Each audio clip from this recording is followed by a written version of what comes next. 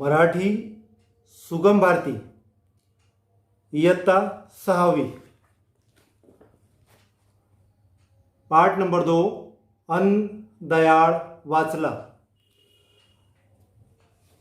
मराठी सुगम भारती इयत्ता 6वी या पाठ्यपुस्तकातील पाठ क्रमांक 2 पाठाचं नाव आहे अन्न दयाळ वाचला और दयाल बच गया।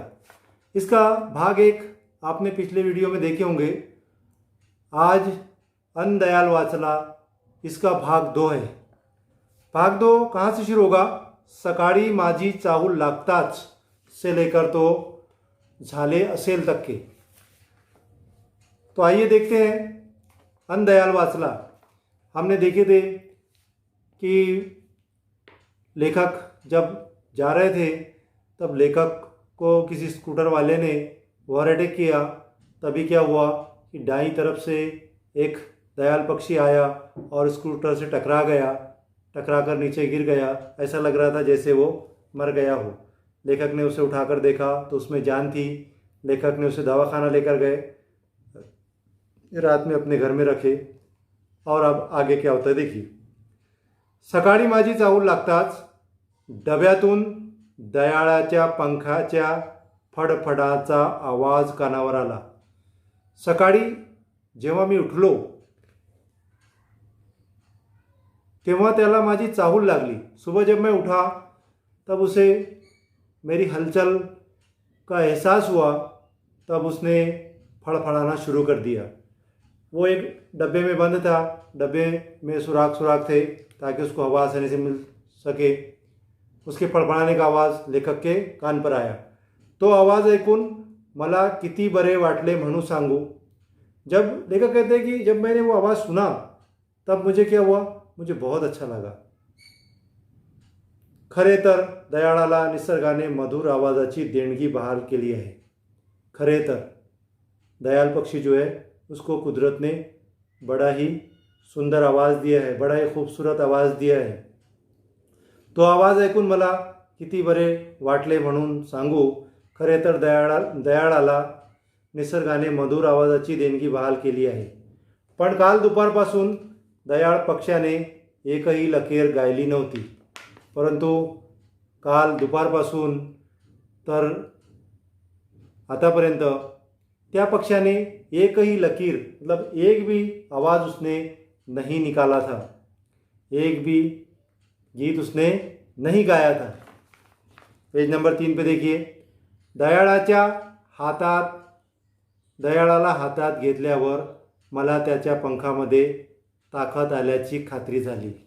जब उसने कुछ गाया ही नहीं तब लेखक ने क्या किया, लेखक ने डब्बे को खोला और उसको अपने हाथ में लिया। हाथ में लेने के बाद लेखक को इस बात का एहसास हुआ कि अब उसके अंदर ताकत आ गई है। अब उसके जो पंख है वो उड़ने लायक हो गए हैं। दयाळाच्या काळ्या जांभळ्या पंख्यावर तेज आलेले होते। दयाल पक्षी के जो पंख थे, जो काले रंग के जांभळ्या रंगाचे होते, उसके ऊपर तेज आ गया था, उसके अंदर ताकत आ गई थी। जो उसके पर मुरझा गए थे वो ताज़े तवाने लगने लगे। पांढरे पोट स्वच्छ दिसत होते। उसका जो पेट था, पेट का जो हिस्सा था वो एकदम सफ़ेद सफ़ेद स्वच्छ दिखने लगा था। डोळ्यात चमक होती, उसकी आँखों में चमक आ गई थी। तो मान हलवून कानोसा घेत होता। वो मुंडी हिला रहा था और मुंडी हिलाकर वो कानोसा ले रहा था, सुन रहा था कहाँ कहाँ से किस किस की आवाज़ उसको आती है। तो उड़ून जायला तैयार होता। अब वो उड़कर जाने के लिए तैयार था क्योंकि वो पूरी तरीके से अब अच्छा हो गया था। मी दयाळाला अलगद ओंजळीत धरून गच्चीवर आणले। मी काय केले, मी दयाळाला अलगद उचलले, ओंजळीत मतलब ऐसे हाथों में उसको उठाया और गच्चीवर घेऊन गेलो। मतलब गच्ची पर घेऊन जाना मतलब स्लैब के ऊपर, हमारा घर जो होता है ऊपर, उसके ऊपर का हिस्सा, अगर स्लैब का घर है तो उसके ऊपर का जो हिस्सा होता है उसको गच्ची कहते हैं। गच्ची गच्चीवर घेऊन मी दयाळाला ओंजळीत धरून गच्चीवर आणले. हलकेच ओंजळी उघडली आणि और क्या किया, धीरे से मैंने ऐसे हाथ को खोल दिया. ऐसे धीरे से मैंने हाथ को खोल दिया. हलकेच ओंजळी उघडली. दयाळ पक्षी सहजपणे उडून समोरच्या शिरीषाच्या झाडावर बसला. और जैसे ही मैंने हाथ मेरे खोले, वैसे ही वो दयाल पक्षी यहाँ से उड़कर एक झाड़ पर बैठ गया, एक शिरीष के झाड पर बैठ गया. जणू त्याला काहीच इजा झाली नव्हती. ऐसा जाकर बैठा वो जैसे उसको कोई जख्म नहीं लगी थी, जैसे वो बीमार था ही नहीं. ऐसा क्यों किया उसने? क्योंकि अब वो अच्छा हो गया था, अब वो तंदुरुस्त हो गया था. मग निळ्या आकाशाकडे पाहून दयाळ पक्षाने कितीतरी वेळ शिरीषाच्या झाडावर बसून सुरेल गीत आळवले. आणि मग काय केलं? आणि मग काय झालं? फिर उस दयाल पक्षी ने झाड़ पर बैठकर, कितनी तो भी देर वो झाड़ पर बैठा रहा, और जितनी देर वो झाड़ पर बैठा रहा उतनी देर वो सुरेल यानी एकदम मीठी आवाज़ के अंदर वो कितने तो भी गीत गाता रहा. शुश्रूषा केल्याचे इतके बहुमोल पारितोषिक क्वचितच कोणास प्राप्त झाले असेल. शुश्रूषा केली मतलब क्या किया? लेखक ने क्या किया था? उस पक्षी के लेखक ने क्या किया था? सेवा किया था. उस पक्षी का क्या हुआ था? अपघात हुआ था, एक्सीडेंट हुआ था उसका. एक्सीडेंट होने के बाद बहुत सारे लोग देख रहे थे, पर कोई उसकी मदद को नहीं आया. पर लेखक उसकी मदद को चले गए. लेखक ने उसको उठाकर देखा तो उसकी चोंच हलती हुई लेखक को नजर आई. उसके अंदर थोड़ा सा दम था. फिर लेखक ने क्या किया?